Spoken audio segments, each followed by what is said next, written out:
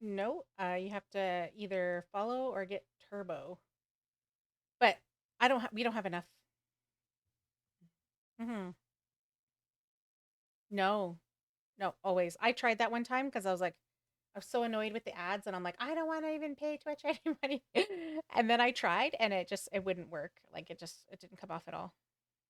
Oh my god, I think they hear me.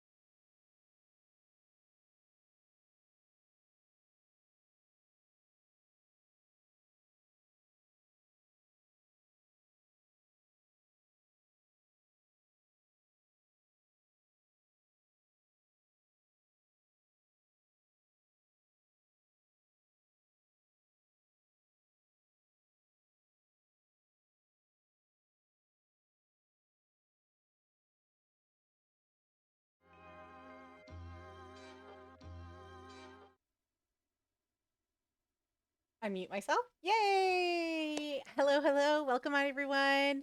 My name is Aretha Greatrix. I am Program Director of Dreamspeakers Festival Society. Um, I help program Dreamspeakers International Indigenous Film Festival every year. We have been showing films all week. We started last Friday and we had in-person events, and then now the films have moved online starting Monday and will go live all the way until May 6th.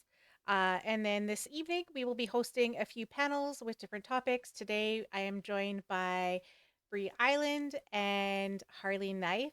They are both Indigenous animators.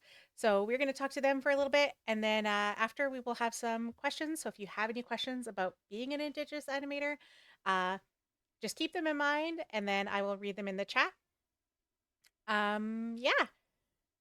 So before we get started, I just want to say thank you everyone for being here. Make sure that you are following us.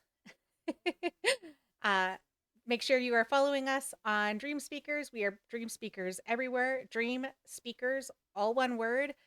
We are on Twitch. We are on Facebook. We are on Instagram. We even are on TikTok. And then our website is dreamspeakers.org, where you can find most of our information. Um, our next year's film submission intake will start next Monday on May 6th. So if you have a film that you would like to enter into our film festival, please feel free to go to Film Freeway. Again, all the links will be in our link tree as well, but also on our website. And of course, for us, like there is a fee to submit a film, but um, if you're like, listen, I spent all my money on my film, I don't have any money to put in a film festival, that is fine. You can just, again, contact me or check on the website. I always give out waiver codes because I never want money to be the barrier or for the reason why you don't submit to a film festival. So just reach out to me and I will help you with that. All right. So I will introduce my guests. Hello. Welcome. Hello. Sensei. I hope you both can hear him. If no one can hear the guests, please let me know right away, and then I will make sure to fix that. But I'm pretty sure you should be able to hear everyone. Mhm. Mm-hmm. Okay, so first of all, I'm going to start by saying, so today we're going to be talking about. Let's see, I got my notes. Um, so we're going to be talking with Indigenous animators Bree Island and Harley Knife, and talk about their journey into animation, from childhood fascination to professional pursuits, discover how they came through challenges to thrive in the industry, gain invaluable advice for aspiring Indigenous animators, emphasizing the power of cultural representation and the pursuit of passions for animation. Uh, yeah, and so first of all, I'll introduce Bree first. Hi, Bree. Uh, instead of me reading your bio, do you maybe just want to introduce yourself? Sure, yeah. I just wanted to see if we needed to check that sound loop that was mentioned, see if we needed to address that first. We hear Make the Maybe it's sure me. possible that sound was loop from the guest, but not you, Aretha. There's a sound loop. Uh, Hold on. Me? Hello, hello, hello. One. Well, that Okay, doesn't help. But can yeah. you can is the sound loop gone now? The delay The makes the delay.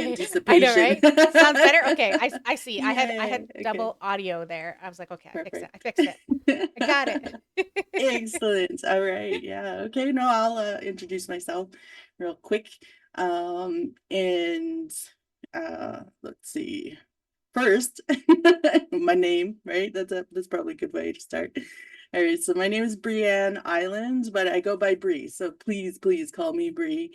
And most of my socials and everything, that's the way to get a hold of me. All of my arts is under Bree. Um, Nothing against my name. I just prefer to go by Bree. I, I won't ignore either, but yeah, so Bree Island, and I'm a member of the Sturgeon Lake Cree Nation, which is, if you don't know, is just outside of Edmonton area. So to be invited to be a part of this particular film festival is really nice because I don't often get to bring my work or talk about what I'm up to and um, back home. And so that's really nice. And that's something I want to prioritize doing more of is finding ways that I can bring the work back to the territory and share it with friends, family, and community and stuff. And but as many of us have those stories of we moved away for school or other opportunities and stuff like that, and we do eventually find our way back. So this is one of those nice little steps and reminders for me to do that. So thank you so much for the invitation to come and talk on this panel. I am the owner of Mixed Creatives. We're a visual arts studio. I actually just usually introduce myself as a visual artist because I do kind of work in a lot of different mediums. Right now, it just happens to be that my priority is continuing to delve into my own personal development within woodland art. So as a traditional cultural storytelling art form, but then also into animation as well. And so um, spent been spending a lot of time kind of working on both, but also finding ways to merge them together. And so I'll talk a little bit about how I'm doing that and doing it in a way that is really respectful of our cultural protocols has been really driving that process for me. But that looks differently for different artists and stuff. And so I'll talk about it from my own perspective. But yeah, so really excited to be here, talk about my kind of unusual journey into animation and how I kind of got here, and just looking forward to having a great conversation with Aretha and Harley. So thank you. Thank you. And That's cool. Harley. Yeah, my name's Harley Knife. I hail from ahcahkopiyêsis Cree Nation under Treaty 6 territory. My Cree name is Good Morning Rising Sun, and I am a 2D animator with over 11 years experience in the industry. I've worked for a company called Yeti Farm. I now work for a company called Titmouse out of Vancouver. And yeah, I do a lot of cool things. I wear many hats in that industry, and uh, I'm just happy to be here and happy to be part of the conversation. Yeah, that's me.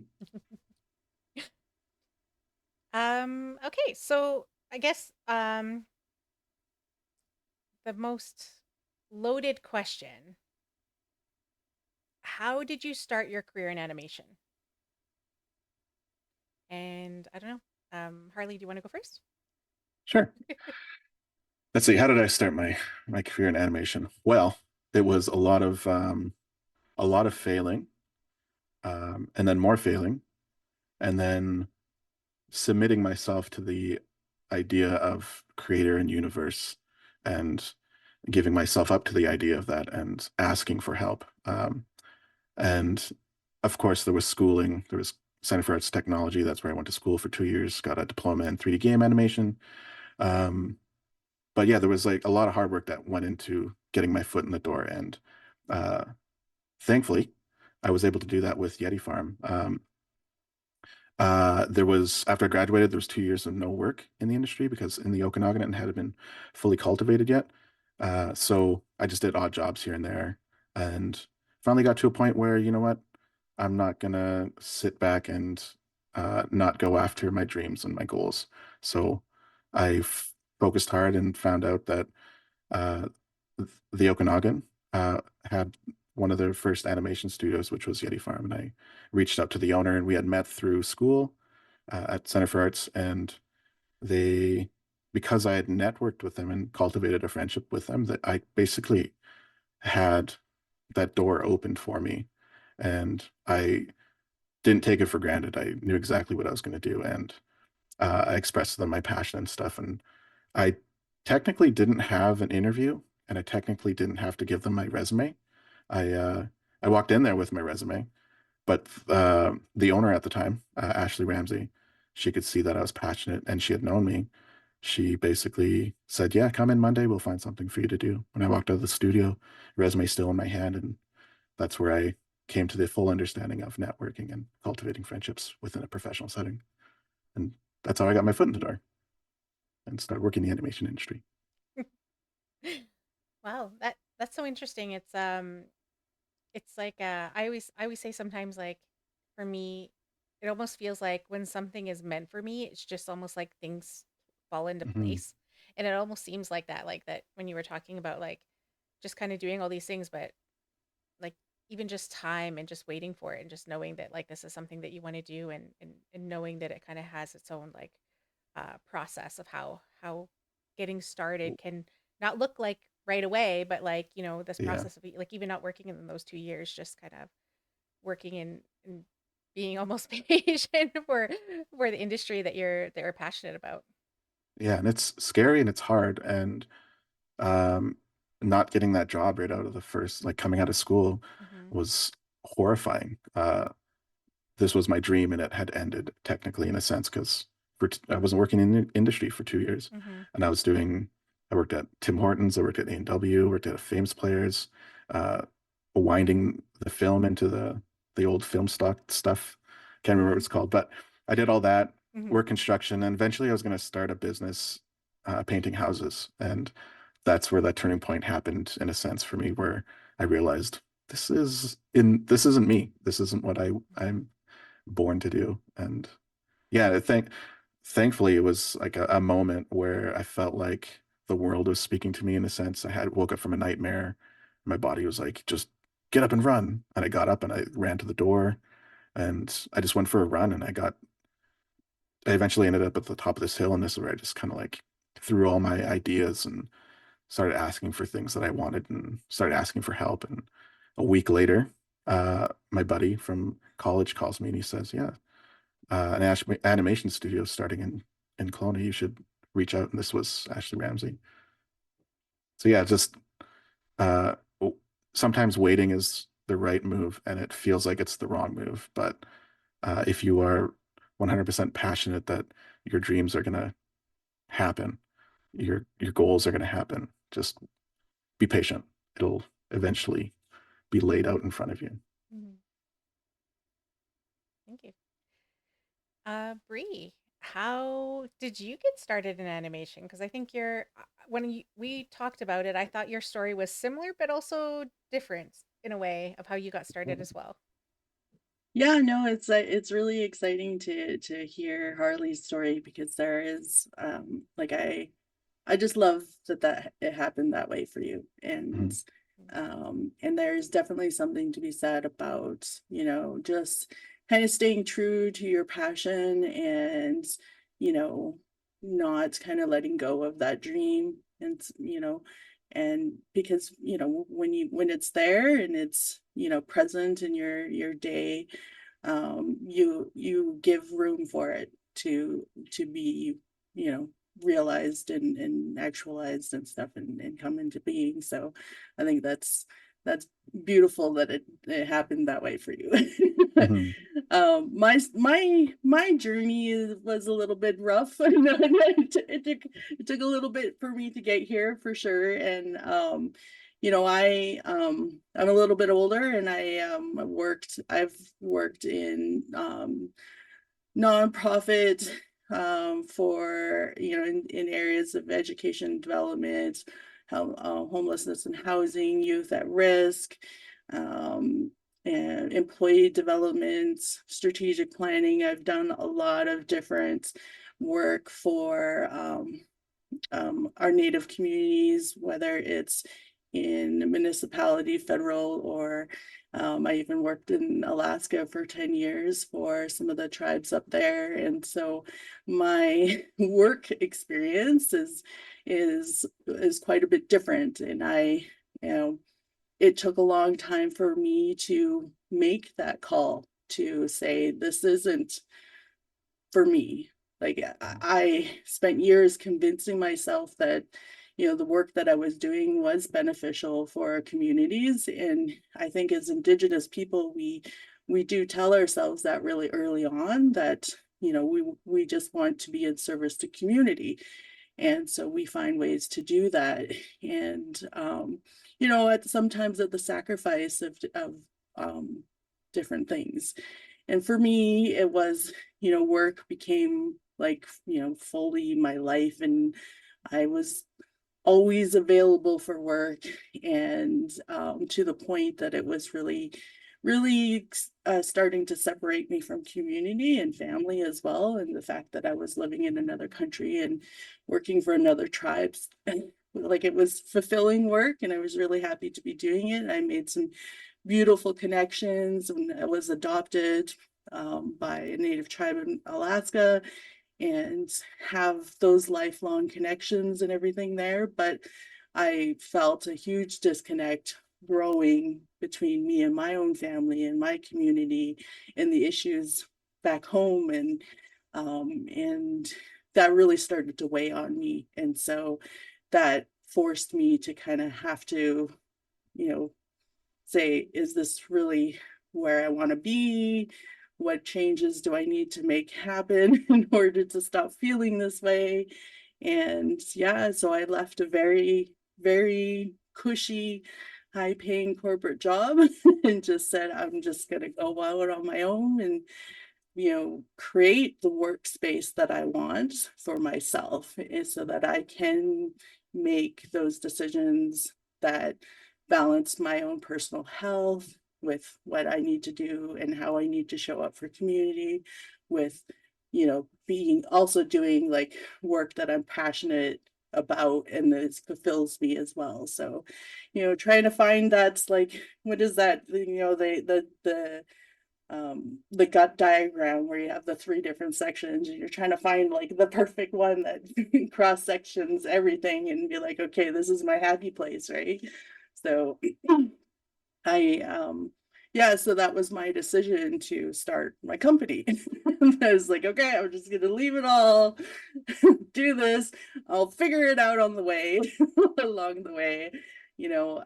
I'll you know, so I did the easy thing at the beginning, was just starting out by doing graphic design. Because I understood how to get client work around that, and it was like it's made most sense with the work that I was doing to utilize those connections I already had and just start doing graphic art, graphic design for them. And then like slowly building those other skill sets, and they started going into motion graphics, and then convincing those same clients that those are things that they needed as well, right? You know, so it was a progression, but I pushed, you know, kept, you know, building up those skill sets along the way, as well as kind of moving the company towards a direction that was going to move me kind of where I am right now. Right now, everything is super chaotic and a little bit overwhelming in terms of the things that I've been learning going into the film industry now, but it's what I have been pushing for the last 5 years. So it's nice to be here, and I'm super excited to share the things that I've kind of learned along the way. But it's hard, it's tough, and making that initial decision was really tough for me emotionally and personally. And I, you know, had to make additional sacrifices, but I kind of had, you know, that little inkling of like, you know, I know what I want for myself, and this is not it. So, you know, I'm going to keep pushing towards, you know, until it, you know, comes into light a little bit more and more. And that's how I, you know, will know that I'm on the right path. And so little things kept happening along the way that did show that, where I was like, okay, reaffirming this is where I'm supposed to be. This is what I'm supposed to be doing, even though it might not be like the end, you know, point of the journey. It was like, okay, just keep going. So I guess it was just, yeah. So right now, you know, like as I said, like, you know, going from kind of graphic design to motion graphics, kind of worked a lot around learning different softwares along the way.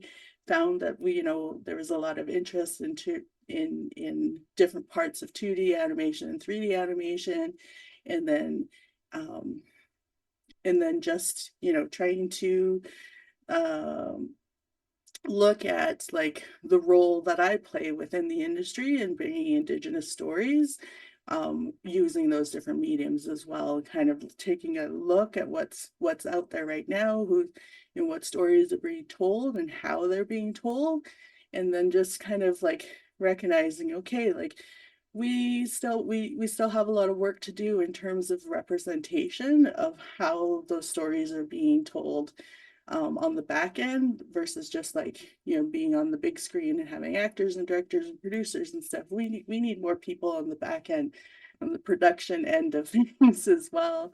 And so I felt like that's something that I really want to be encouraging of and stuff, and use my position to kind of talk about that, what that looks like and what that means as an Indigenous person within industries, whether we work for other studios or not. Like, what we are sometimes called upon as Indigenous artists at certain points, and maybe that's not what we want. We want to be involved more Mhm. on the front end of the storytelling and stuff. So, or maybe we just have things that we want to add about how things are being handled, how Indigenous content is being handled. Um, and you know, and different nations have different cultural protocols around those types of things. And I just want to make sure that like Indigenous artists feel like they can have those conversations in those spaces, no matter whether they're working for somebody else or on their own project. So Mhm.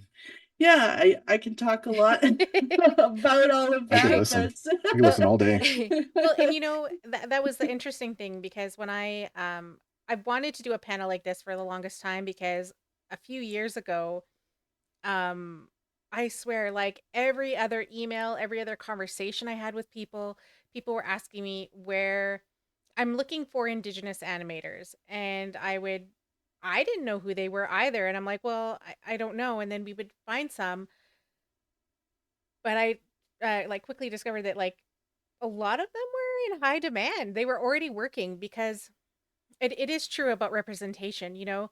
I mean, I know some people, you know, couldn't find people that had it in their time to even work on their project. So they ended up either getting an Indigenous person to like oversee it, but then all the animation gets done by like a team that's non-Indigenous, or vice versa, or, you know, or just not Indigenous at all. And I think that's one of the things that's why it's so important to have Indigenous people on there because, you know, as an Indigenous person, I understand community. I understand that we usually have like collective ownership ideas. You know, we don't have like, oh, one person has the property to say, hey, we could say we can use this. You know, communities tell us if we're allowed to use this. Our elders tell us if we're allowed to tell those stories. You know, and we know that there's kind of this balance of we have to be able to ask, and we need to know that each community and nation is going to have different ways we're going to ask. And so having an Indigenous person that understands that is important. And so that's why like maybe even having an Indigenous animator would probably be helpful for that. So you don't just have someone who's like, yeah, yeah, it's fine, we'll do the thing. And it's like, are you allowed to do that? Did you ask anyone? Like what protocols did you do? Like, you know, and like I've seen even as a film festival, I've seen people submit animations and I'm looking at them and I'm asking them like, are you Indigenous? And they're like, oh no, the content is Indigenous. And Mhm. then when I've gone through that whole process and then I'm watching the film, it's very clear to me that a non-Indigenous person wrote the story. And it's supposed to be like a creation story. And I'm like, who did you ask to tell this story? Because our creation stories are pretty sacred. And I'm like, I don't know. Did you get permission? Did you just hear the story from someone and decide you were going to develop this thing? Like, I had so many more questions that told me, I don't know if the right team was behind this project or if you consulted in the right way. And so it's one of those things that I always want to it's always so important, and why we have representation in people in all industries because, you know, our perspectives are so important. And so like even for us, like we were actually looking Dreamspeakers, we were looking for someone to do a project for us. We had this idea of animating even our logo, and Bree did our animation of our logo, the bear of like the sun. And yeah, just reaching out and just like again finding those people that we didn't have to explain what it was, but already had that foundation of like how important it was for to us, not only just as a project, as art, but as cultural significance that it had, and understanding that it's not ours to like give, because people, like even our name, like the way our name came about, like there was cultural significance to that. Like there's a whole story behind it. It's not just like, oh, we came up with a name generator and thought of the name. It like there was a whole process behind um how it was created. So in saying that, um who are your inspirations when you're creating art? Hmm, good question. I know I'm A lot of picking on you. my inspirations come from Japanese animation, um, and not just the animation itself, but like the colors and uh, the visual shapes that you're seeing within that.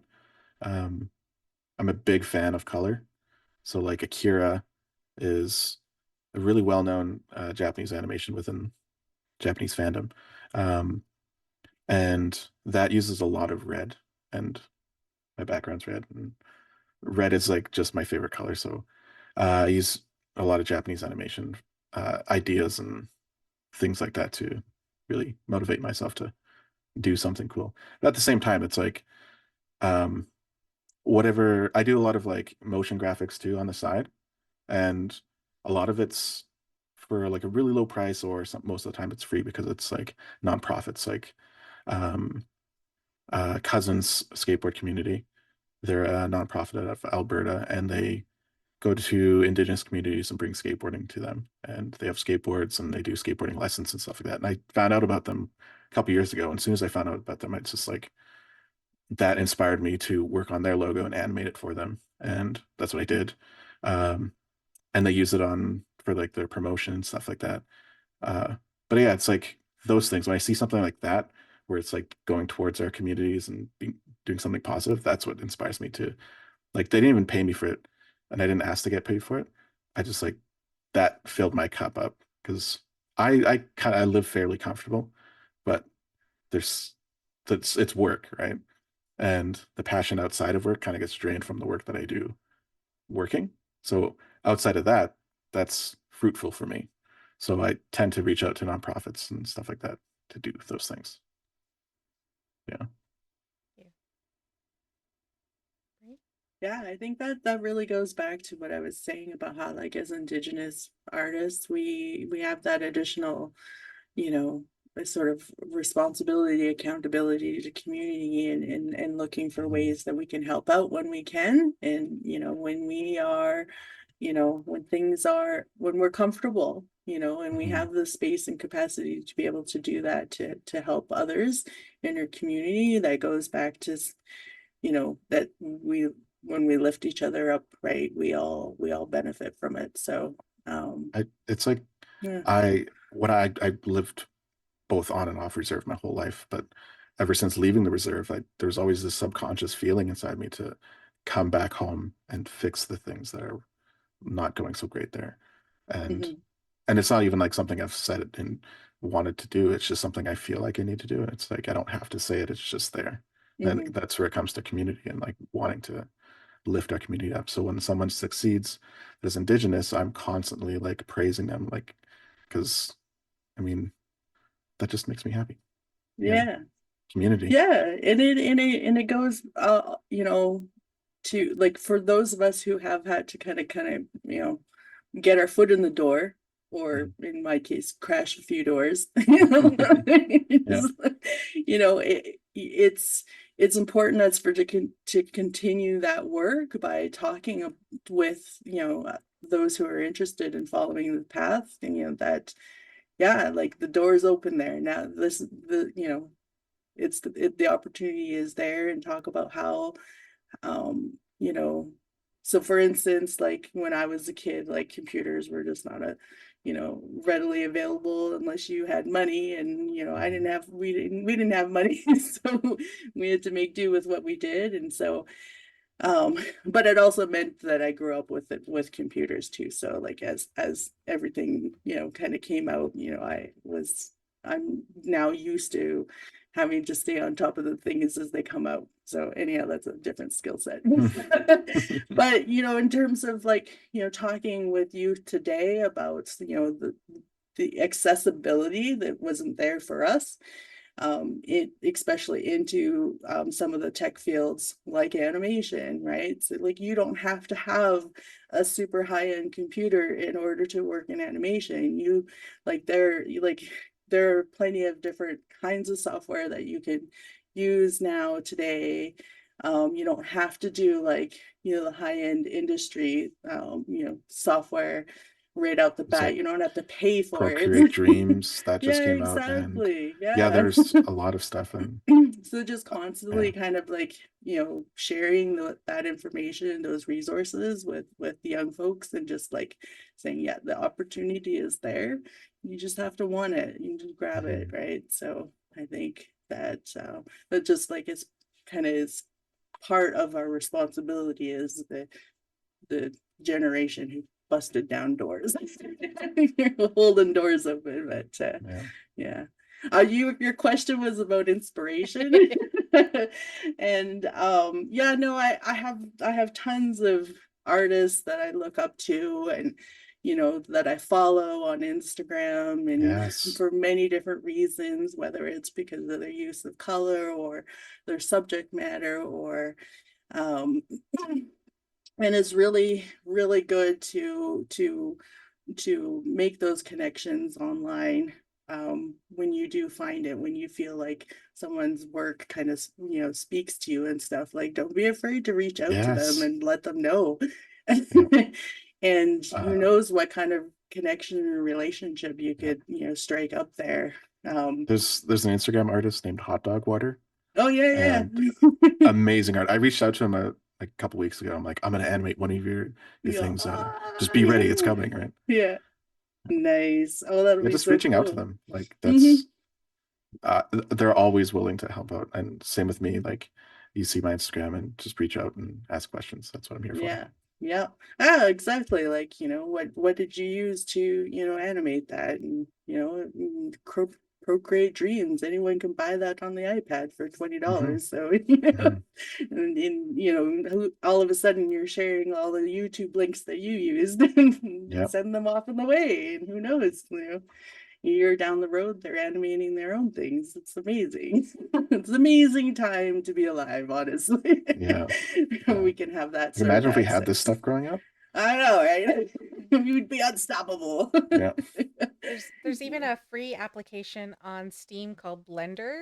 You can do like Hmm. 3D Mhm. Yeah. animation on there as well Yeah. too. Like it's And free to it's install. Yeah. very Yep. versatile. Yeah, absolutely. Tons of 100%. tutorials online. Yeah. Hmm. Yeah. Super, super accessible. And in fact, there's a couple, I think, um, I'll pull up his name and pop it in the chat, but he does some Blender tutorials. He's an Indigenous artist. Yeah, so I know he does like workshops for the youth and stuff, and which is great. We need more of that. Hmm. Um, but yeah, no, I think I have a similar sort of like upbringing with the fascination and inspiration from anime, Japanese anime, and I'm a huge Miyazaki fan. Hmm. And they're not only just, I think for me it's more the storytelling Hmm.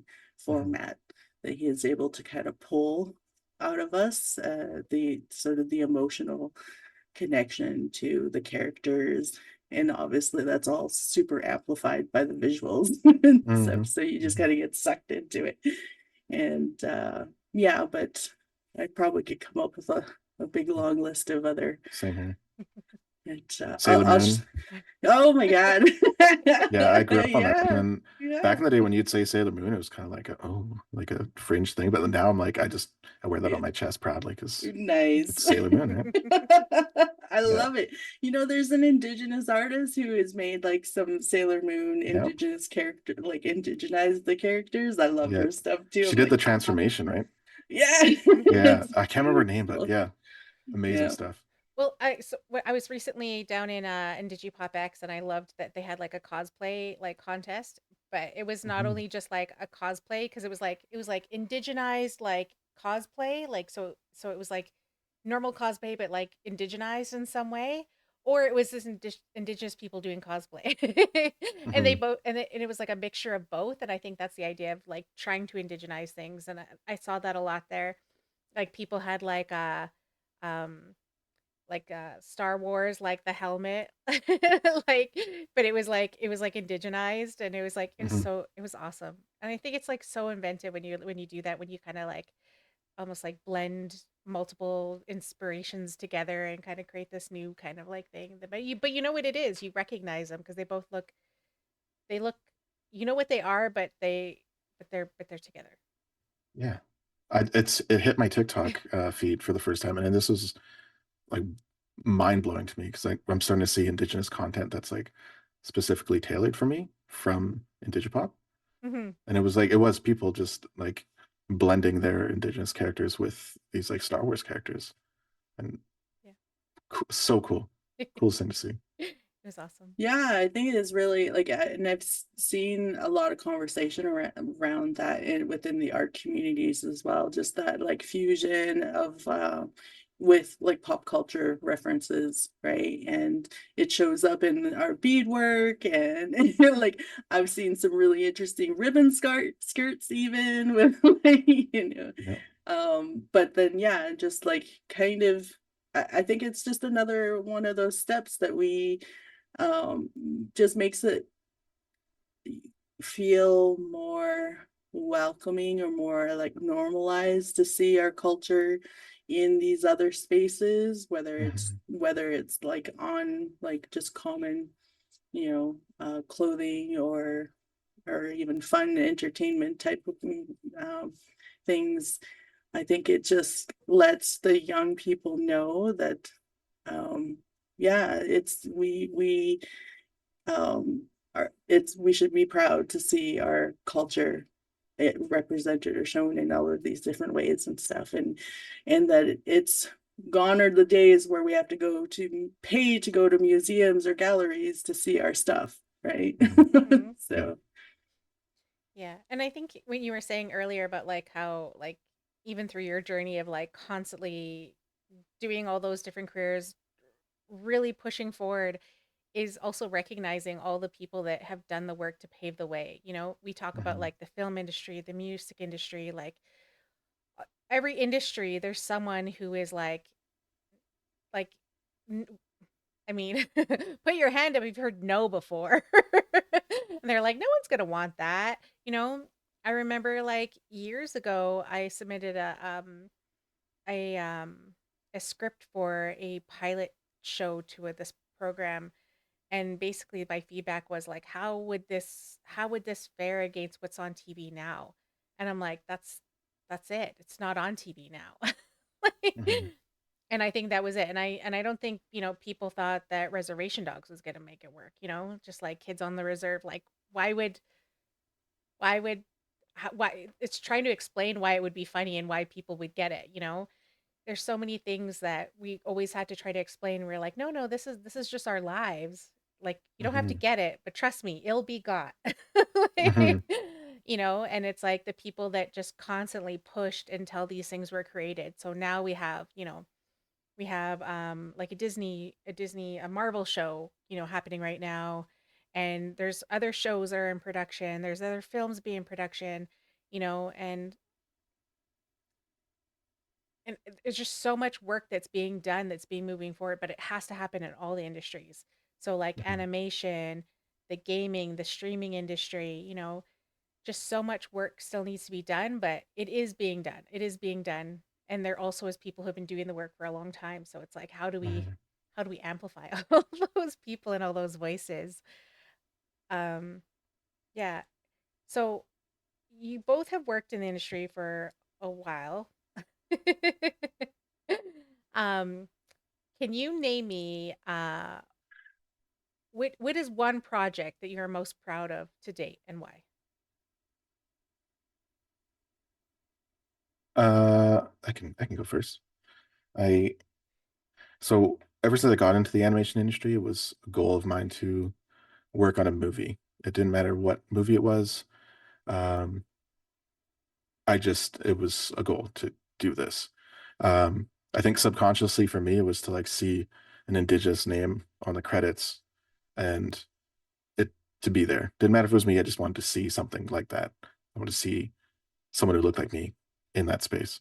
Um, Last year, I had the opportunity to, or the year before that, I had the opportunity to start a contract working on Baby Shark's big movie, and we finished it last year, I think. Yeah, we would have had to finish it because it came out this year. But yeah, this was me hitting my goal. My biggest goal in life was to work on this movie, and I did it. My name is in the credits. It says Harley Knife on a movie. It went straight to streaming to Paramount Plus, but it did play in two theaters, which was in LA and in Vancouver. So those people got to see my name up there, even if they didn't notice it. There was an Indigenous person that worked on a movie, animated movie, and yeah, I just like with that. I think it came with the idea of kids seeing someone who looks like them working on a show that they love and watch, and that was the goal, really. That's my biggest achievement today, and my kids, of course. But yeah, No, so um I think some of my biggest achievements are happening right now. um there are some things that some projects that we're really really proud to have been a part of over the last couple of years, and I think that they're finally coming to the screen soon. So that'll be great to see that. I um Yeah, no, I think there's some, yeah, I think there's just, we set out a couple of goals for ourselves as a company, um, and those are all coming to fruition right now. But I think, I just had a thought, and where did it go? Where did it go? There's Um, something really important I was gonna say about that. But yeah, so one of the things that we're working on right now is our own animated short film, and it's going to be both 2D and 3D animation, and it's a story that I wrote, so I'm listed as the writer director as well. Um, and that process of kind of like switching gears a little bit to work on the script required me to do a lot of work with community to talk about the story, and different elements of the story that were related to community, and make sure I went through the proper protocols to and making sure that people are comfortable with my representation of those elements within my script. And then also just working with language keepers on the language translation. It's all going to be in English and Cree, and the storyline is very much connected to my personal journey as a language learner as well. So there's a lot of personal ties to it, but also just this sort of like big responsibility that I feel in introducing woodland animation, and and then just kind of like trying not to get tied up in so much and like making this is my first go, so I don't want to like I want to do it right, and I want to like have huge wow factor. I want hearts to warm the hearts of my family who are watching the story. And feel like they that it's my story, it's our story, and I want them to feel that. I want them to feel seen.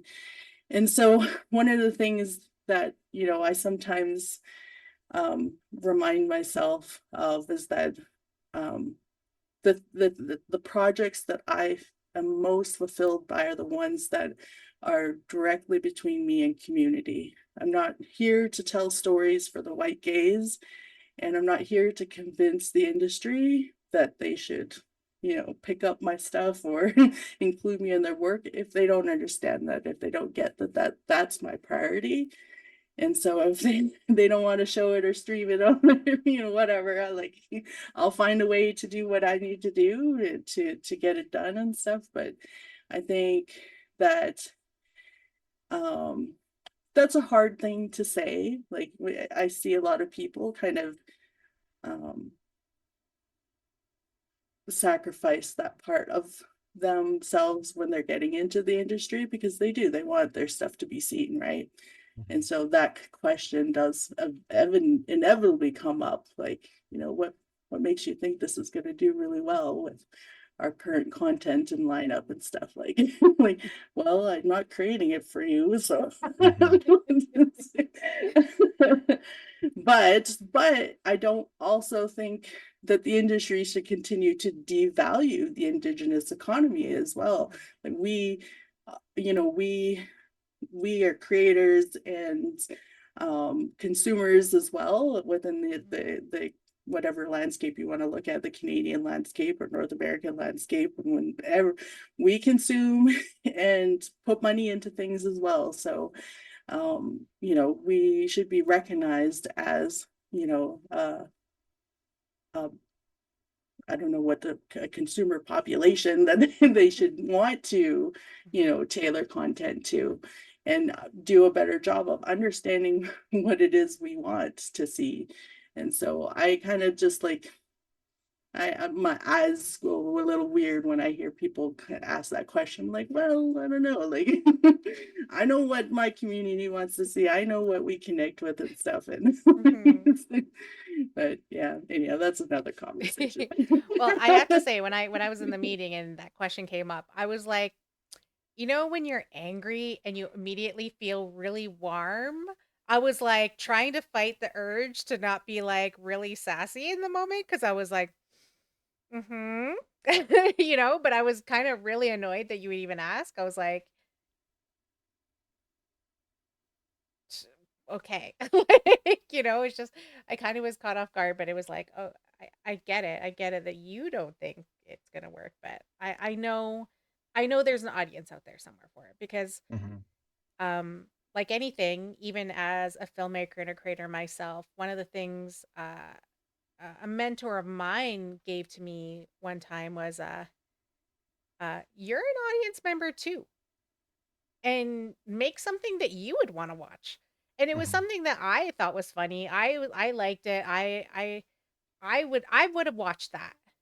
And so I was like, I'm an audience member and I was writing for like what I would like to see.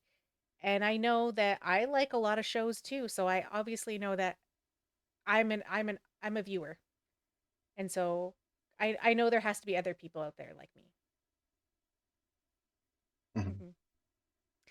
Uh so in saying that, um you know, it is important to see ourselves on the screen in these roles, like in these positions.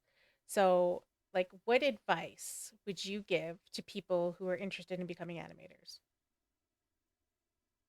Mhm. I would say accept the idea of failure. Um, Once you become comfortable with failure and understand that failure isn't the end of your pursuit, it's the chance to learn from it. Um, Really just come to an understanding that failure is going to happen, whether you want it to happen or not, it's going to happen. Getting into the industry took a lot of failure, um, but my drive and passion really helped me get through those moments of failure. And when you have hindsight, you look back at those failures as a good learning moment and you use it to adapt the way you move forward. Um, and I'd also say take that leap of faith. Those moments where you feel like you're absolutely horrified with the idea of even taking that step to better your life in a positive way. Those are the moments when you should strike. Um, there are moments where I get challenged like that every day in the industry. I get a scene where I have to animate a character. This was like one of my first scenes. I had to animate a character going like that, and I've never done that in my life. And I asked my boss at the time, and he was really busy with something else. And he's like, you kind of just have to go for it. And it's kind of clicked there. And that's, I take that leap of faith and trust myself and trust my abilities. And I just wung it. And it, it went through with barely any revisions. And that was taking a leap of faith in yourself and trusting yourself because you've done all the preparation and work to get to that point. Just fall back on what you know. And um, the third thing I'd say is learn to love yourself. It wasn't until I learned to love myself that I realized um, that those failures that I've made, and those leaps of faith that I've made, were all benefiting me in the future and the person I am now. And it made me a better person, made me a better animator, made me a better father. And those three things are what I would learn and come to understand because those will really get you farther and show that you are passionate and that you want to be in your desired field. Hope that wasn't too long-winded, but Nope. that was the gist of it.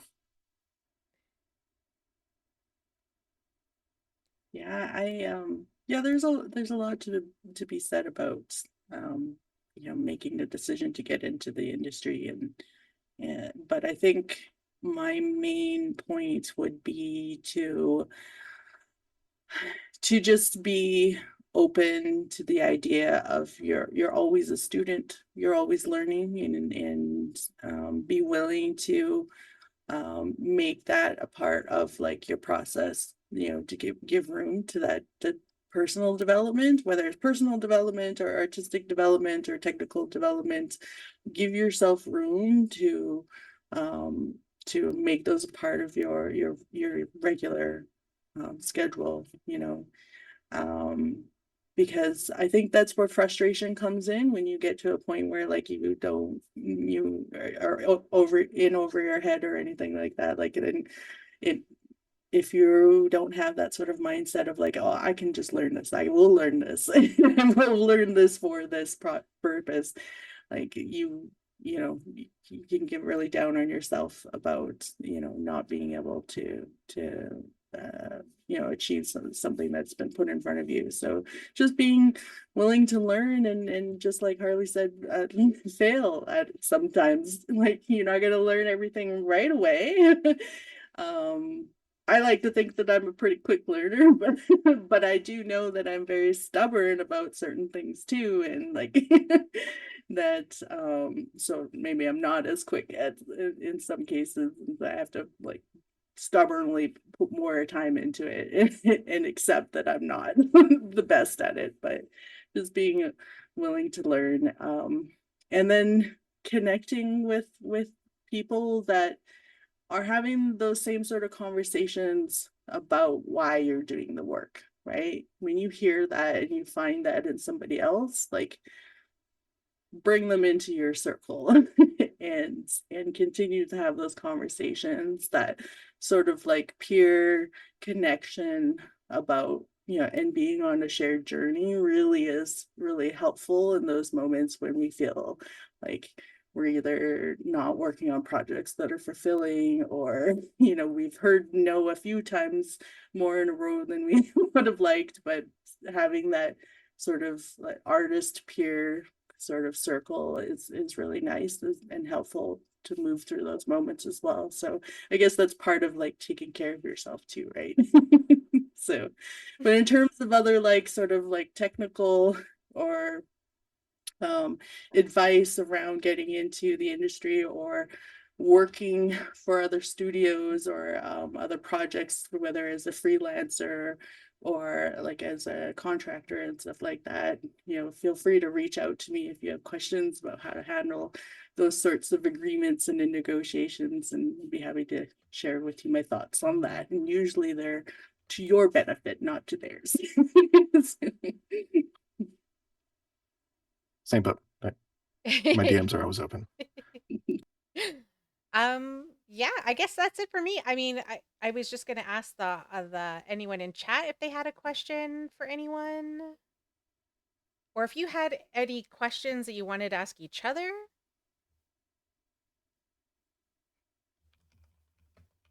You do motion graphics, correct? Like you said. Yes. Yes. Yeah. My What do question, you, what program do you do your motion graphics in? After Effects. Yeah, that's a standard thing. Yeah. I I tried learning After Effects, and I just went back to what I know, which was Adobe Animate. So I do all my Uh, it doesn't do like motion blur as well as, actually barely does motion blur. mm. There's way more benefits in After Effects, but I'm comfortable with Adobe Animate.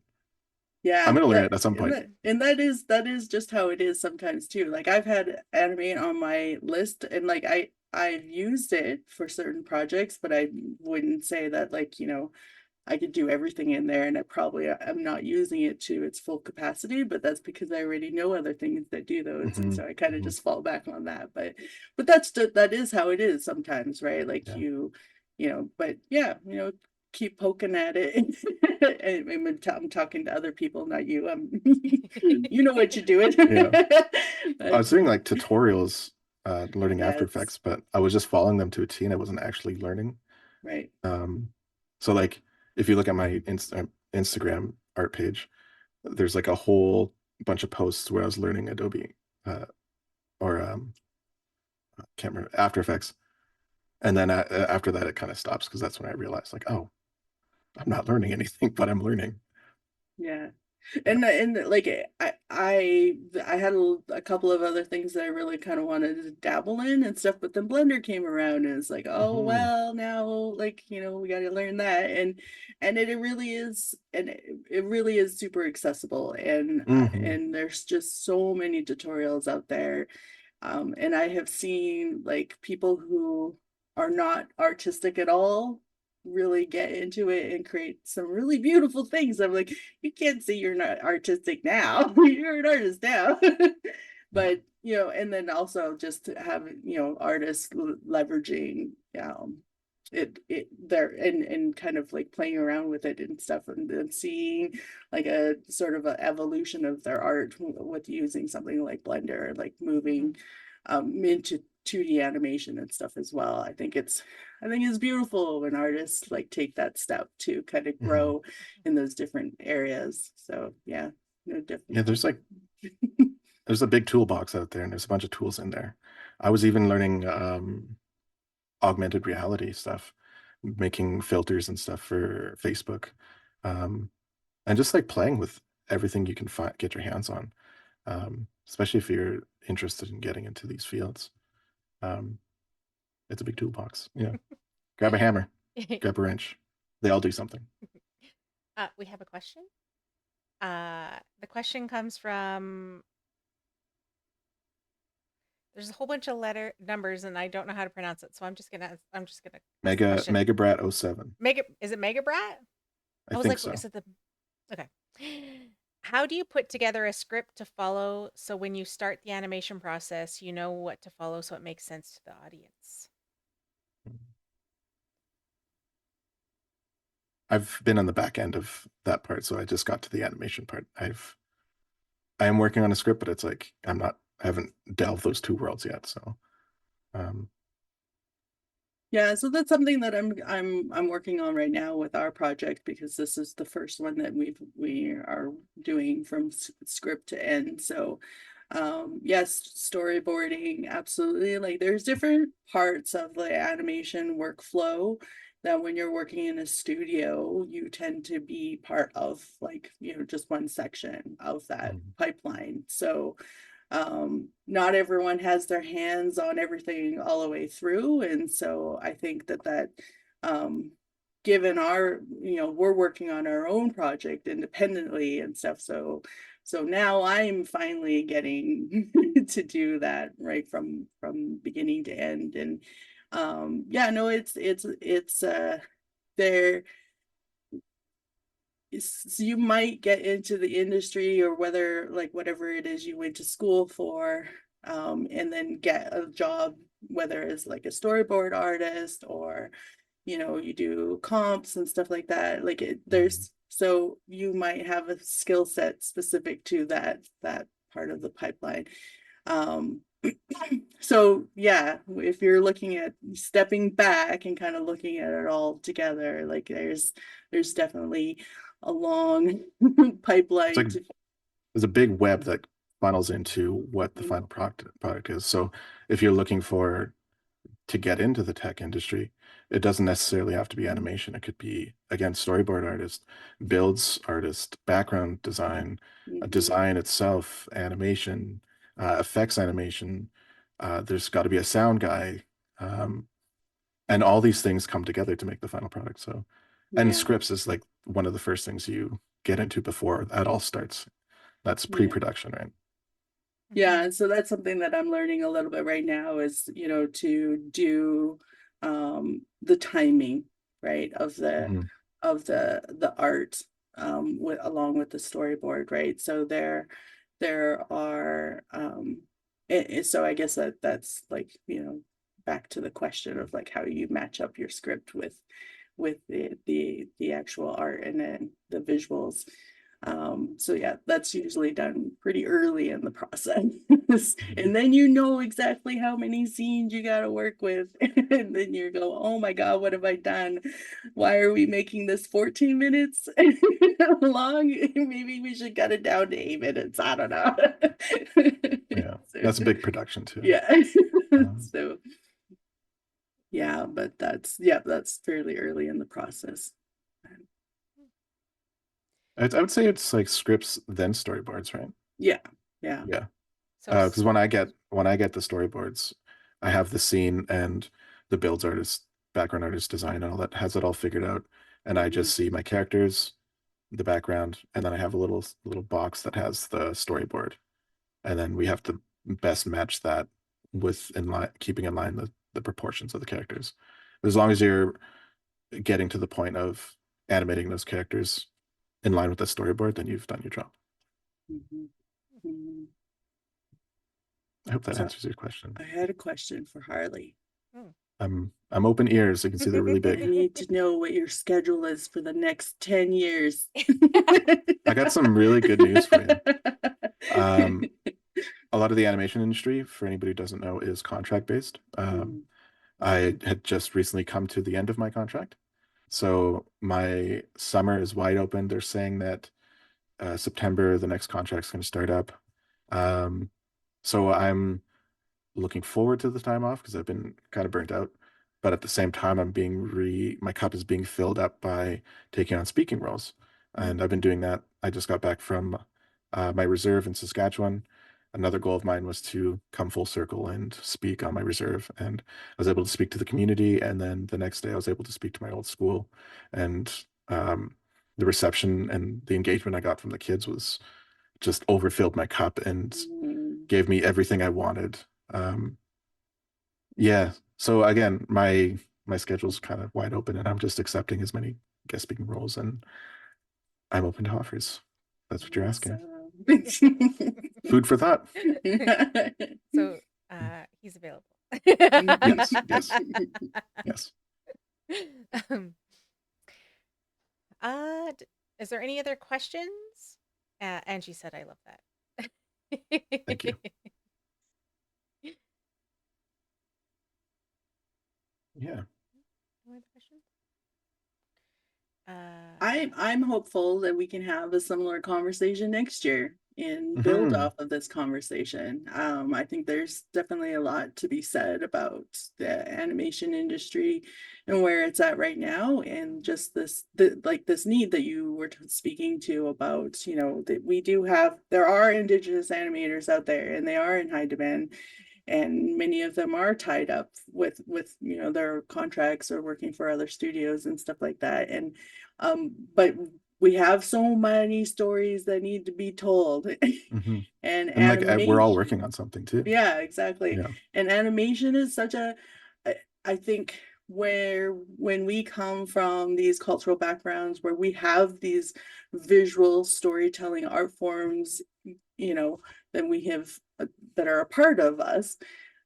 Animation is like, it makes sense to to me anyhow. It's like, why haven't we been mhm. doing more of this, coupling our visual arts with animation? I feel like that's um and part of where my thought process is around that is also because I have a kid, I have a Hmm. teenager, And, Mm. you know, he's into all sorts of anime and, you know, we both game and so, you know, we're exposed to art within those games as well. And we talk about that. And so the conversation there around like what sticks with him in terms of like the cultural representation within games and stuff like that, now that he's kind of a little bit older and seeing it's like, oh, she's always talking about it. So yeah, now he sees it.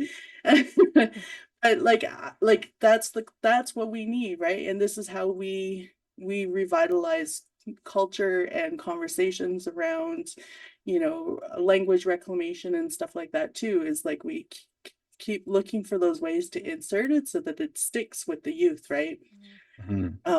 In animation, I just feel like that's one way to do that. That's what's gonna excite the younger generation, those who are, you know, thinking, you know, starting to think about what kind of careers they want to get into and you know how they're going to be called upon to represent their cultural identity within those industries as well, whether or not they want to. Mhm. But at least you know, they will have kind of like, you know, the the way to talk about that for themselves, right? And how that makes them feel, or what they want to see as well, more of as well. So yeah, I'd like to talk more about it next year. So this Yeah. is my All right. my ask is, you know, put it on the idea list for next year. I you Um, know what? I will. I'm always looking for ideas and conversations to have, and to be honest, I part of me wants to have more conversations even outside the festival and maybe having them more throughout the year as well. Mhm. So, it's something that I definitely want to develop more of, especially mhm, for Dreamspeakers because we used to have a youth filmmaking program that we lost funding for like years ago. Actually, that's when I used to work there. I used to be the um, project coordinator for it, and then it was funded through UPIP, I think that's or it was funded through somewhere. Anyways, they took it away and they gave it to the friendship centers, and so all of our programs got cut. So basically, they took away the funding for our project that had been running for years and successfully. And they basically said like, "Oh, well, it was never supposed to be continuous. Like we was only supposed to Mm. like fund a project and then move on kind of thing." And but we had been doing it for years. So yeah, when they took it away, I basically didn't have a job anymore. But I always stayed in connection with Dreamspeakers, and so when I came back, it was because I had done this project. And still to this day, I meet a lot of youth that ask me all the time, like, when are you bringing the project back? I'm like, I'm working Mm. on it. We're working on it. I promise we're working on it. But in that sense as well, too, like, I think, there's so many behind the scenes kind of projects and in front of the scenes kind of projects that we could see opportunities to even create more programs for that. So, like, maybe even doing like animation, like even just workshops, like how to get started, like how to be a producer. I think people don't understand what a producer actually does, and and It's the guy knowing behind the mixing board that puts all the beats and right. stuff, right? I know. I tell people all the time I'm a producer, and people like kind of make up their mind what that means. And I'm like, oh, well, I mean, yeah, I mean, I kind of do that, but there's so much more process that goes into it. Um, and then and then the filmmaking project. So there's so many like I think opportunities to create programs for people who are youth or even people who are just starting in the industry to like just kind of give them the foundation of how to even start or maybe even Mhm. giving them that like that little taste of what it would be like to even start in that field. mhm, You know what's crazy? When I did that presentation for the kids, Mhm. as soon as they saw the demo reel and like what the work I've been doing, Mhm. that's when their like ears pricked up and they're all like excited.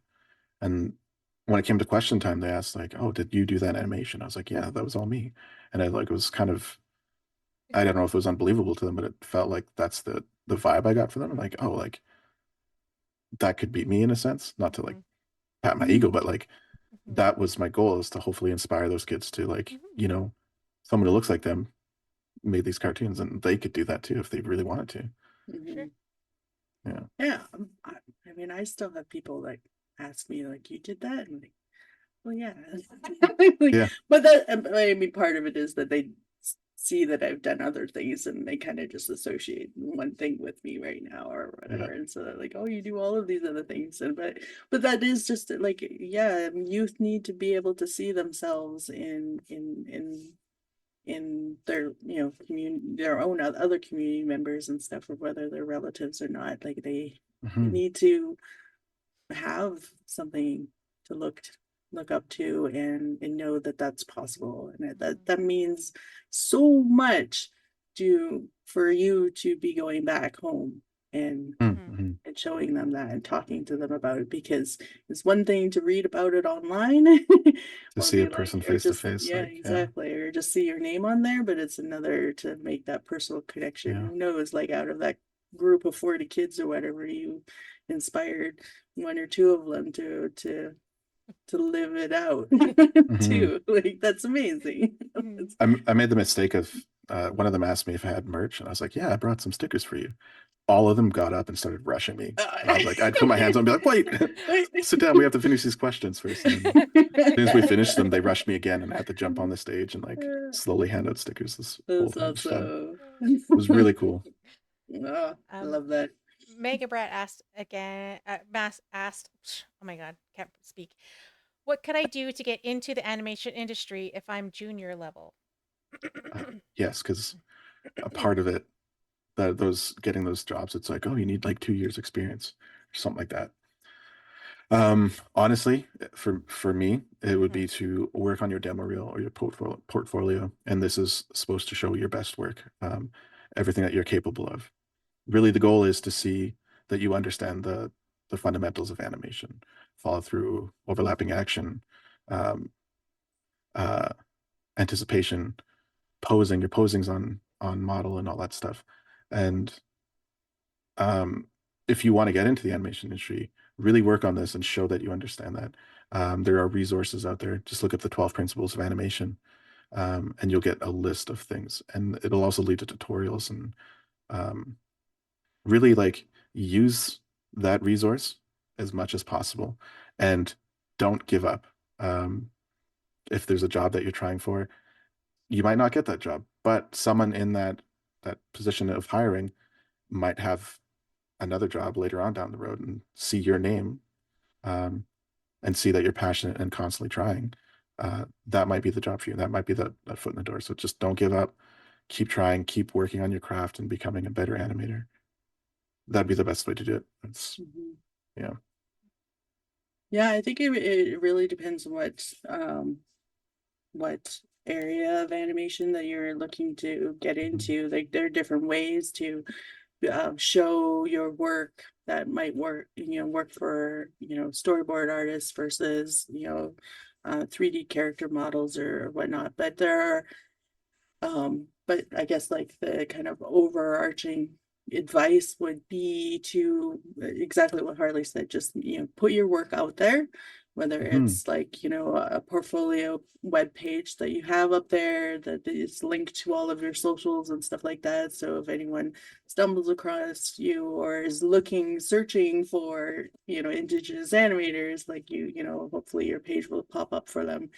And that's the first look, right? And you're like, okay, this person can do this, and then from my experience, it's usually that they'll reach out to you and you have a conversation with them about their project and what their project needs are, and whether or not you can do that kind of work. And that's kind of where you show that you understand the what the work entails and stuff, and you get that opportunity to talk about whether or not you can, what parts of it you can do, or whether or not you actually want to collaborate with them as a company and stuff. So but yeah, first step would be to just put your work out there Share it. and Yeah. share it. Yep. And just passion comes through your work, right? Mhm. The way you put it out there, the way you talk about it, the way you talk about your inspirations and stuff, that is what's going to come through, and the right people will find you as well, as well. But yeah, and then just get comfortable talking about your work. I know that's hard for some people. I still struggle with it a lot. I Oh, get and really like embarrassed sometimes. I'm like, I be don't know open to why. be open to criticism, because that's coming. That's always going to be there. Right. Yeah. Yeah, your work's not always going to connect with everybody. You're not Yeah. always going to make everyone happy, and and some people will go out of their way to tell you that Yeah. for whatever Yeah. reason. But yeah, just be okay with that. And then some you will get some really helpful criticism or like, feedback from your community and be like, I don't know if you knew this, but the way your character comes across is a bit like maybe not like, you know, tasteful or something like that. Be open to having dialogue around those types of topics as well. Like maybe you guys just, see it differently or whatever, but Mm, having that conversation is part of being an artist, right? People's yeah. interpretation and your own interpretation and stuff too. So I think that's um Especially if um you're making art, you're putting a piece of like your heart into it subconsciously. Like, at least with everything I've done, it's like been a piece of me in there.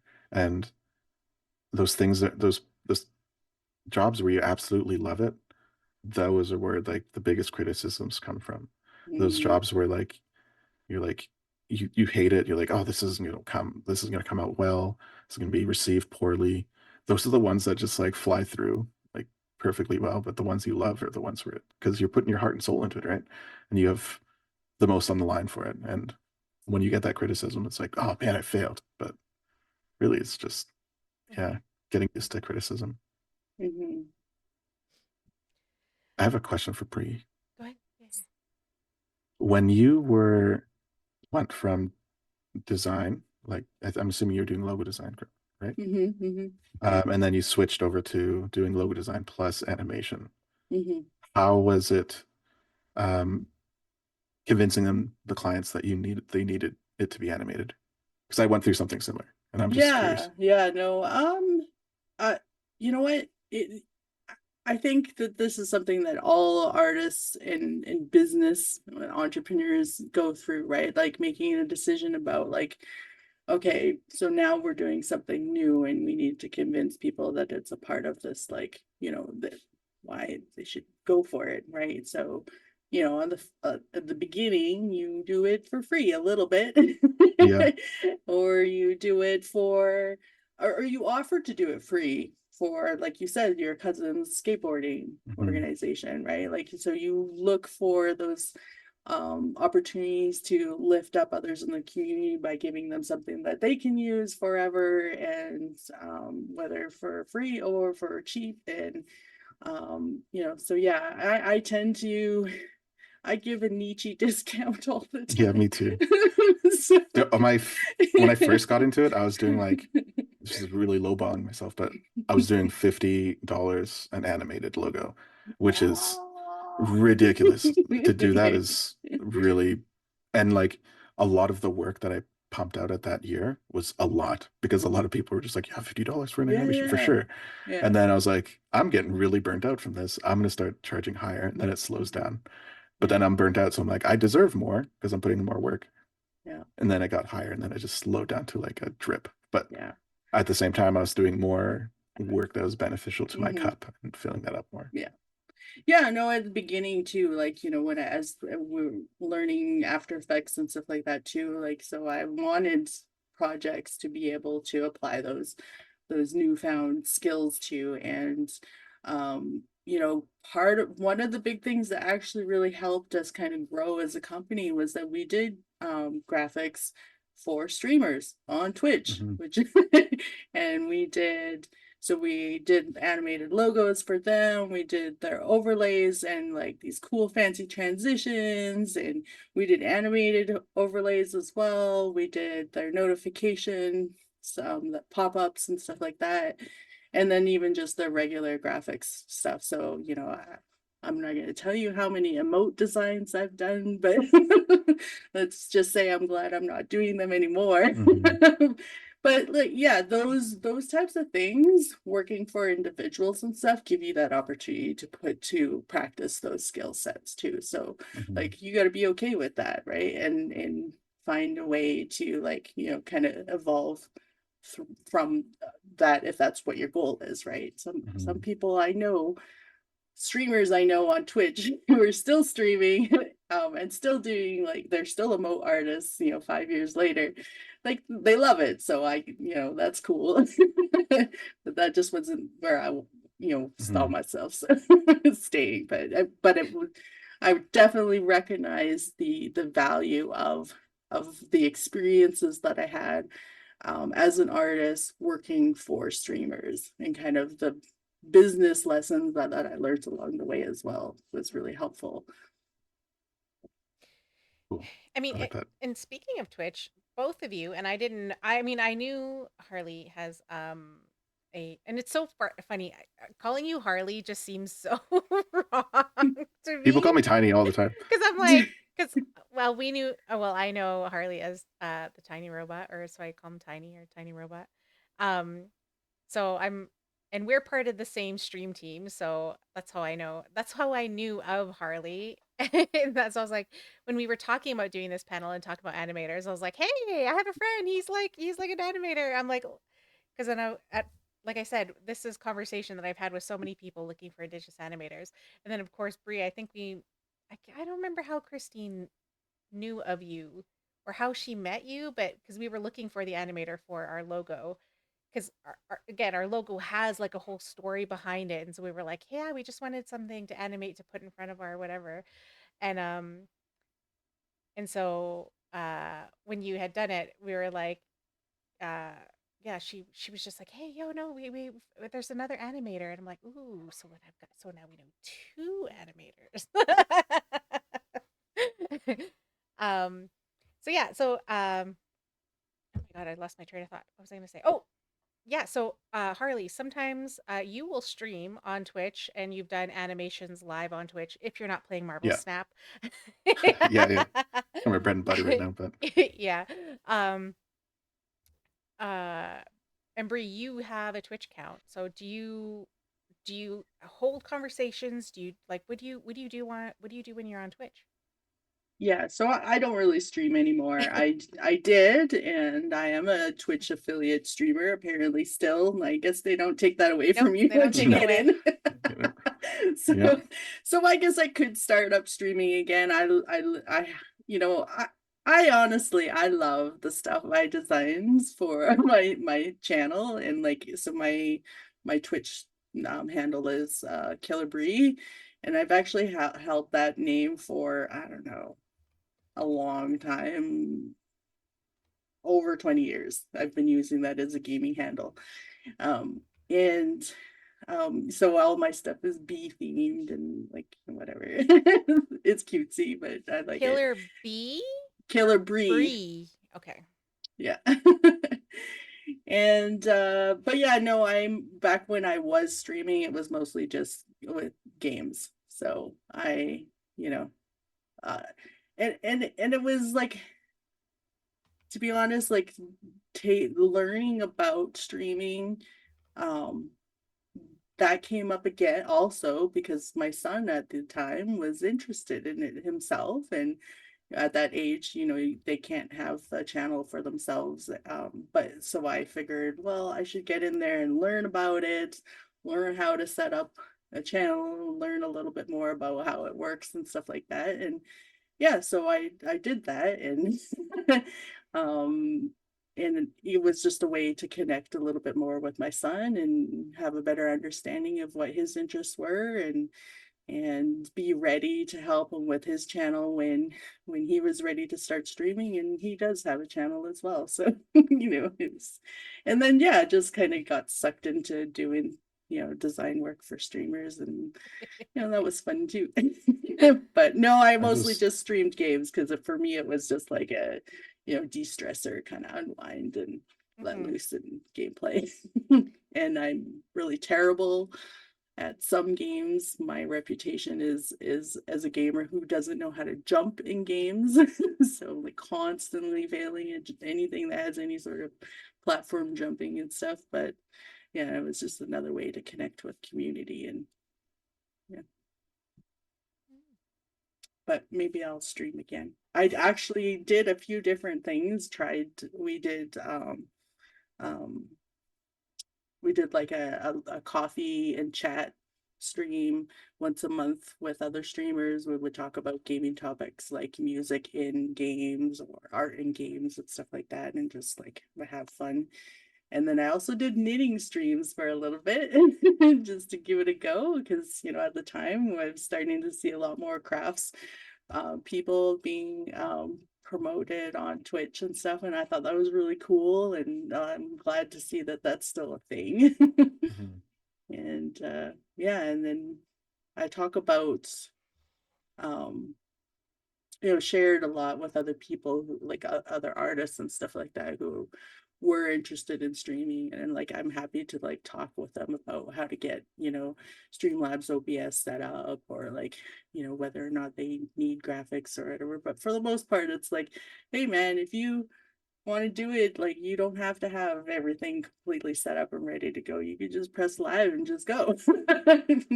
Try it out, and figure out what's you know what you want to talk about, what kind of like energy you want to bring to your stream and whatnot too.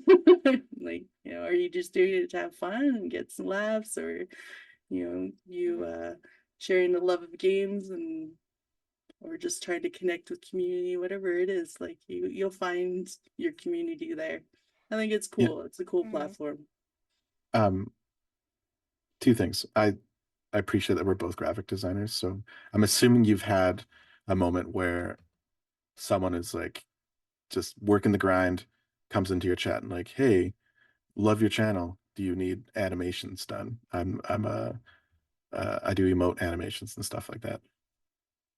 That's happened to me a couple times, and every time I'm just like, well, actually, I design my own stuff and I animate all my stuff, so I appreciate the grind, but I'm good. Yeah, that's happened. Yeah. A lot of weird interactions happen on Twitch, actually. I've Oh got yeah. some interesting stories, but Name of the game. yeah. But it's an experience. I think it's kind of cool. I tried to explain to my parents about it before, and it's just I don't think they figured it out. I don't think they understood. Well, that they're making an account to get into, right? So it's Yeah. like just that hurdles Hmm. a lot, you know. Well, I just randomly shouted out a tiny robot. That was the wrong one. I was like, that's not right. Is it the right one? Oh, nice. Well, I did it now. I deleted the other one because I was like, that's not that doesn't look right. So like So, when I'm not playing video games, it's usually working on animations, someone else's animations, or I'm working on my practicing my presentations for an upcoming like speaking role. So this past, if you look at my VODs, it's just me clumsily getting through this whole speech and then like giving up at the end and calling it a night. Um, so yeah, if you ever want to catch like what I do and like hear my story, that's usually what I'm going over and just getting used to speaking and telling my story. Um, that's what I do. and you usually answer questions about animation as well in your streams, right? Oh Because yeah, yeah, as much as I can. yeah. Um, yeah, without like trying to like get too in the weeds about it because like I can just talk forever about that stuff. But yeah, I try to give as much advice as I can when it comes to that stuff. I saw Megabrett's question about the process videos and stuff, Oh yeah, which yeah, Mm. scoops. sure. Yes. Yeah, so I never did that on Twitch. I don't Mhm. stream doing any art stuff on Twitch. I never did. But I do definitely think that there's a lot to be said about the artists who do that streaming, whether they're streaming it live like Harley was mentioning, or whether or not you're doing process videos and uploading them to Twitch and stuff. I think that's really um I I think some people are definitely more have that sort of like natural teaching sort of like Mhm. gene and are good at explaining things and stuff. And so those people absolutely like 100% support them and sharing that stuff, whether they're talking about breaking it down in a good way. I've never really done it because I I ramble a lot. Mm.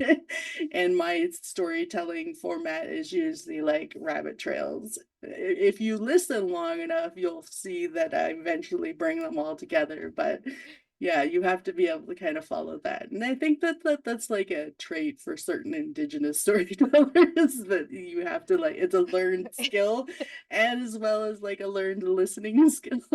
But Mhm. the lessons are there within the stories. You just have to be able to kind of follow it. Yeah, But my friends make fun of me all the time for being rambling and never getting to the point. And I'm like, listen, I might take three lefts, but I'll get to the end eventually. yeah. Gotta stop for coffee, Right? gotta stop for lunch, all that stuff. Yeah. I'll Hmm. get there eventually. Yeah. Yeah, I get there eventually. Listen, it's work in progress, but I eventually get there. Yeah, okay. Well, I mean, we've been going for so long. I mean, I appreciate both of you. And yes, I definitely think we should do this again, and we should I don't even want to wait till next year to be honest. It'd be nice to do them sooner than later because there's just so many things we could talk about animation, and I Mhm. think there's so many cool things we could talk about animation. But also, I know there was something you posted, Harley, about um an act or something happening in BC about them taking away a credit or something Yeah, that's so they've kind of making it. it's vaguely, I kind of know a little bit Mhm. about it, but what's kind of happening is they found that companies where outside of Vancouver were saying they had local workers in studio, but they were actually just outsourcing the work and getting that tax Mm. credit for it um, from that tax credit. So they're getting rid of that. So like you basically have to work in Vancouver to get a job, basically. And we're trying to get enough people to pay attention to this petition that we're like putting together because we need this change because this means basically anyone who works outside of Vancouver is not going to get that tax credit, and companies that are looking to employ people outside of studio, they're going to look elsewhere because I guess to them there's no benefit to not having that tax credit when you could just get it from Vancouver, right? Mhm. Mm.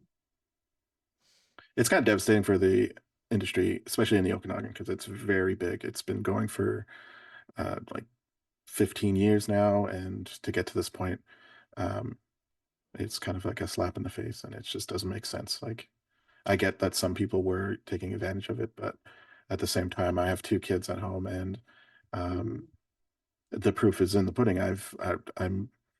I'm contributing a lot to my community, not just money wise, but like just with what I do every day, right? So hopefully they go back on Mhm. that, be very beneficial to me and Well, my friends, right? well, it doesn't make sense that it's like just Vancouver because I mean, if they wanted to like restrict it to like BC, that would make more sense.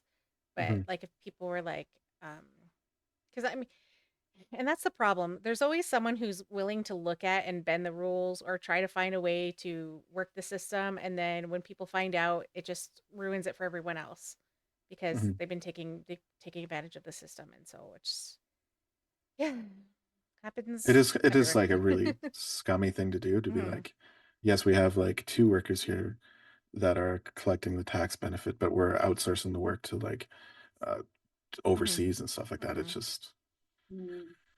yeah, no, it's just that one person makes it look bad for the rest of us and Hmm. kind of screws over the whole industry. Yeah. Yeah. So, So yeah, end on that note. yeah, and to end Yeah. on that note, right? I know. Well, I mean, s- okay, so I mean, yeah, we don't want to end it on that note, but so in general, where can everyone see you? Obviously, we have your links to you online. But yeah, where can everyone find you or get a hold of you? I'm assuming it's just the links online, or. Yeah, my link tree, but also the Tiny Robot does art. That's where I post all my anything art related or like guest speaking role related. That's where I post all Mhm. that. Um, Follow me on Twitch. The Tiny Robot Lives. I do a lot of cool things on there. I'm not just doing video games, which I love video games, but I feel like having two kids and uh, doing art and stuff like that. It's like I haven't been playing too many video games lately, and I want to get back into that because Final Fantasy VII Mhm. Rebirth is out and it's been out for a while. Mhm. Um, I think, yeah, you can reach me on Carrier Pigeon, Stone Tablet, um, yeah, all those old forms of communication. I'm there. Moccasin Telegraph. Yep. Bree, where can people find you? Um, yeah, so my company information is just mixedcreatives.com. We also have a YouTube channel, and like going back to the process videos thing there, my partner, he actually does process videos and he's a 3D artist. And so if that's your thing, he does amazing process video, process breakdowns. And he has a teaching background, so that's kind of where my comment comes from, is like I see him doing his thing and I'm like, oh, I can't do that. Like, mine aren't gonna come across like that helpful. But yeah, so we have a little bit of content up there that is just, outside of like some of our client work and whatnot. But because we've been really focusing on our film projects for the last couple of years, that is something that you're going to see a lot more of in, like, hopefully by the end of this year. So, but you can see a lot of our art up on our personal accounts, Instagram accounts, Bree Island, mixed creatives on Facebook. But really, if you're just looking at my stuff, my focus is always just sharing cultural things right now and having conversations around that. So not so much animation focused, but feel free to reach out to me anyhow. And then, um, like, always feel free to ask questions and stuff or get advice. I have lots of resources to share.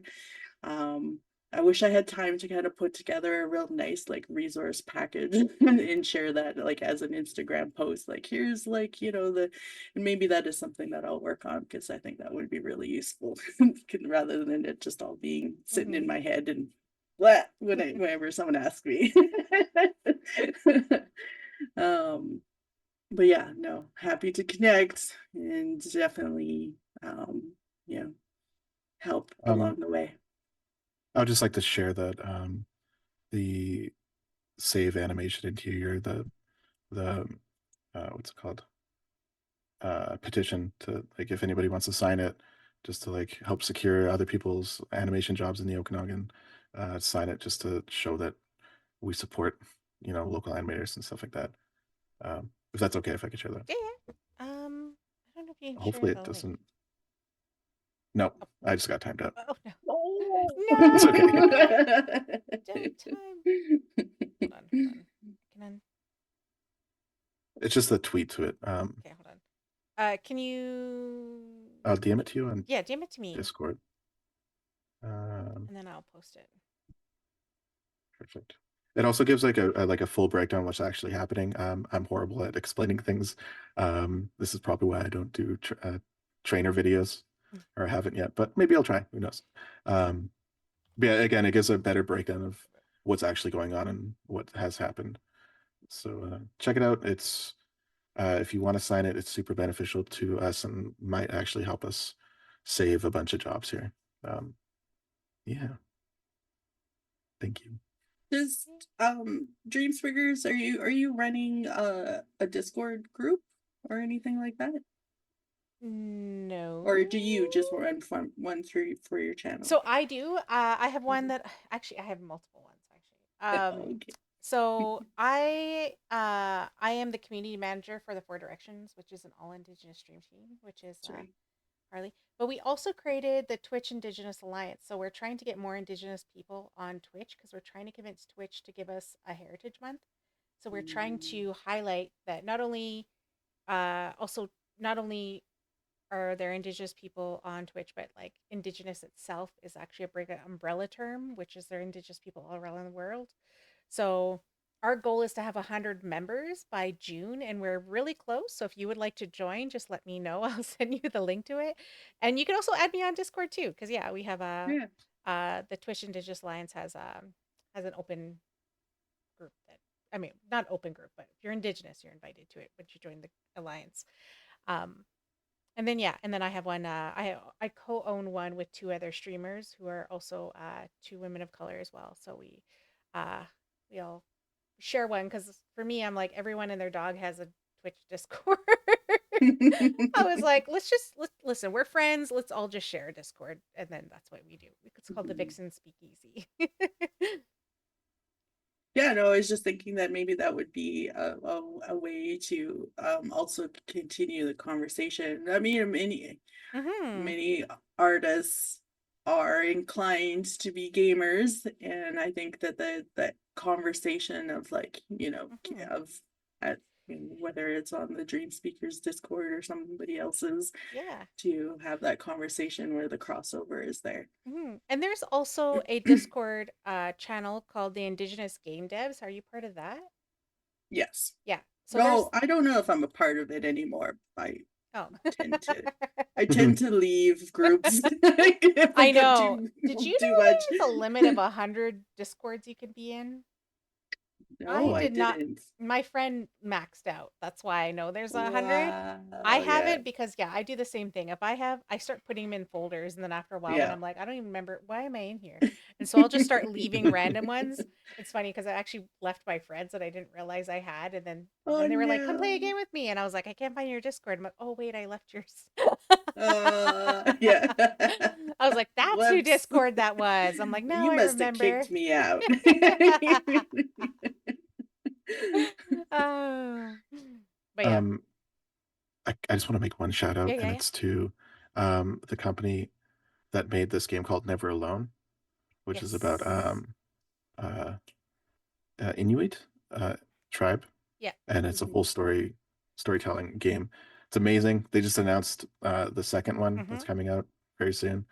Uh, I live and breathe that game whenever I can, and I always shout it out whenever it pops up because it's such a good game. There's so many good Mhm. stories in It there, is such a good and game. my daughter's just started her journey in playing it, and Mhm. now she gets a second game to play. So again, yeah, Yay.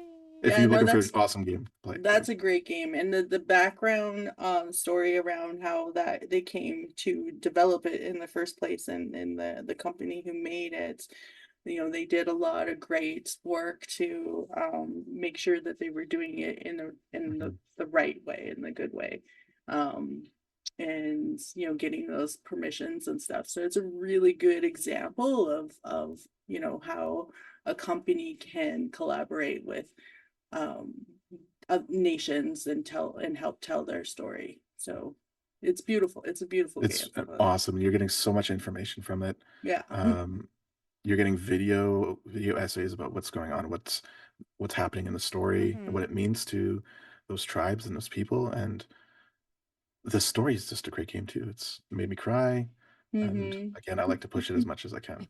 Yeah, I played it. I actually played it with a friend who is a mother is from that community, so uh they knew so much about even though they didn't grow up there, they actually grew up I think in like the Chicago area. But but yeah, but that's where their mother's from and that's where their people are from. So yeah, so we played it together.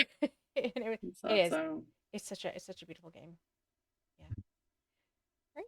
All right. So yeah, we'll definitely connect. Just hold on. We're gonna raid. I always raid out to people. I always tell Yeah. people anytime you're streaming, it's good to raid people. So we are gonna go see J Artist. J Artist is actually a graphic artist and has done a lot of graphics for me for some of my uh I did a podcast series. He created my cover art for it, and he's created different things. And thank you all for being here.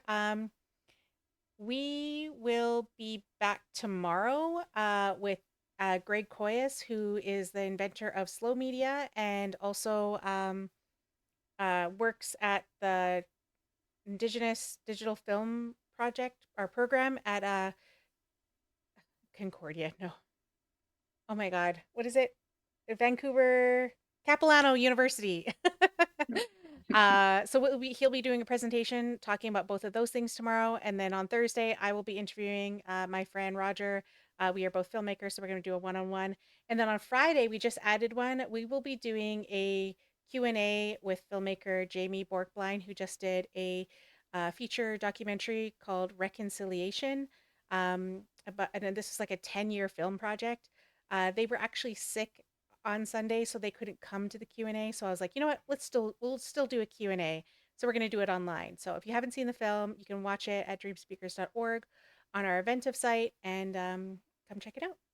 So thank you all for being here, and I hope you all have a lovely day. Thanks for having me. Thanks for having us. Bye. All right, thank you.